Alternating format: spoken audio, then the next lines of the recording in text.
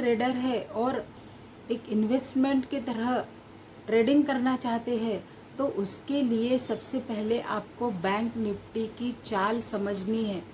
Bank Nifty की चाल समझने के लिए आपको टेक्निकल, फंडामेंटल, ग्लोबल मार्केट, एशियाई मार्केट और इंडियन मार्केट सबको समझना है। सेंसेक्स क्या कर रहा है, निफ्टी 50 क्या कर रही है, मार्केट जब बंद हुआ उस समय FI, DI ने क्या किया है, खरीदारी कैसे की है, बेचा है या खरीदा है, यह सब बातें ध्यान रखने योग्य है। और उसके बाद जब अगली सुबह मार्केट ओपन होगा तब भी हमें ग्लोबल मार्केट की पूरी जानकारी चाहिए।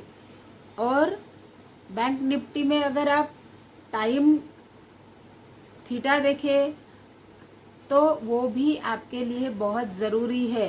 साथ ही में इंडिया विक्स क्या कर रहा है, वो 20 के ऊपर है या 20 के आसपास है, ये भी आपको समझना है। क्योंकि 20 या 20 के ऊपर उस समय ट्रेडिंग के लिए वोलेटिलिटी बहुत अच्छी मानी जाती है। लेकिन अगर आप इस समय देखें तो सेंसेक्स 81,000 पर है, बैंक निफ्टी भी 51 के आसपास है और निफ्टी 50 24,000 के ऊपर है। लेकिन इंडिया विक्स की बात करें तो वो 13 से 15 के बीच में है। तो ये जो बार बार ये ग्रोथ दिख रही है, ये जो अपसाइड मूवमेंट दिख रहा है, क्या ये आगे चलकर और भी बढ़ने वाला है? तो नहीं दोस्तों, इंडिया विक्स में उतना उछाल नहीं है। 1-2 महीने पहले ही जब इंडिया विक्स धमाके से गिरा था, डायरेक्ट 10 पर आया था, उस समय बहुत लोगों को बहुत लॉस हुआ।